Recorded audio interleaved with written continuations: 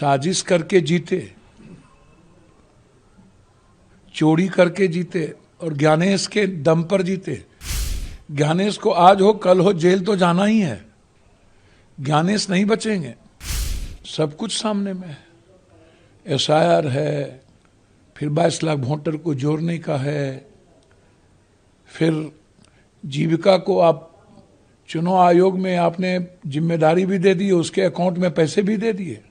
7 करोड़ 42 लाख दिखा रहे हो एसआईआर के बाद, और चुनाव वोट में गिर गए 7 करोड़ 45 लाख। इंडिया गठबंधन को पोस्टल बैलेट पेपर में 80% बढ़त है और ईवीएम में बढ़त हो गई तुम्हारी। बिहार की जनता ने नीतीश जी की अंतिम पारी के लिए एक बेहतर दया किया है।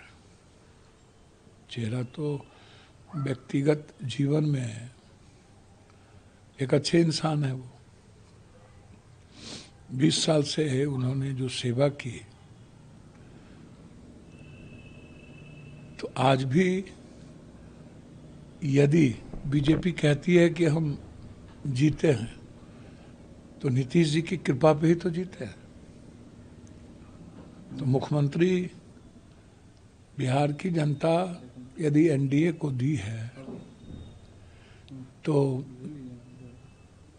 नीतीश कुमार के लिए ही दिए, नीतीश कुमार के लिए ही दिए, और नीतीश कुमार के नेतृत्व में ही एनडीए की सरकार बनाने के लिए दिया। तो फिर इतना लेट क्यों?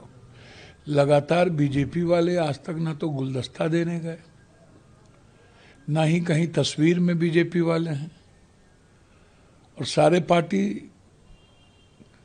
के विधायकों से फोन करके टच में बात कर रहे हैं। क्यों भाई, जब आपके पास इतनी बड़ी बहुमत है तो अन्य पार्टियों से आप बात क्यों कर रहे हो? मतलब अंतिम तक प्रयास करोगे नीतीश कुमार जी को खत्म करने के लिए? अब भी मन नहीं भरा है। साजिश करके जीते, चोरी करके जीते और ज्ञानेश के दम पर जीते। ज्ञानेश को आज हो कल हो जेल तो जाना ही है, ज्ञानेश नहीं बचेंगे। ज्ञानेश की ताजीवन जेल में बीतेगी आने वाले समय में, आप लिख लो। जितनी बड़ी चोरी उसने की है लोकतांत्रिक व्यवस्था के साथ और संवैधानिक दायित्वों के साथ, सब कुछ सामने में है।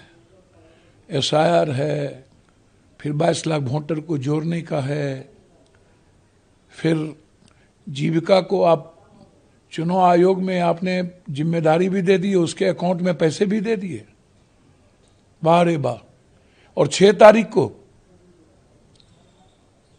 और 22 लाख वोटर को जो जोड़ा वो भी पता नहीं, 14 लाख लगभग फर्जी वोटर।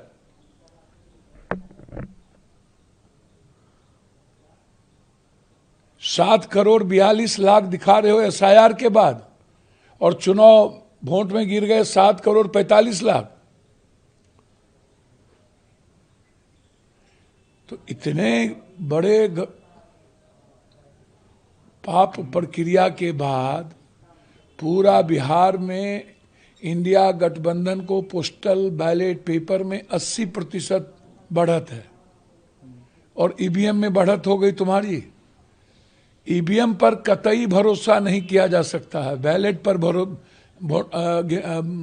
कराओ, नहीं किया जा सकता। आप ईवीएम को लेकर फिर सवाल खड़े कर रहे हैं। मेरा सवाल है, तब भी, आज भी, कल भी रहेगा ईवीएम को लेकर। मैं इस मामले में बहुत क्लियर हूं। जो देश ईवीएम बनाया वही ईवीएम पर भरोसा नहीं किया। जो सबसे लोकतांत्रिक देश है वही भरोसा नहीं किया।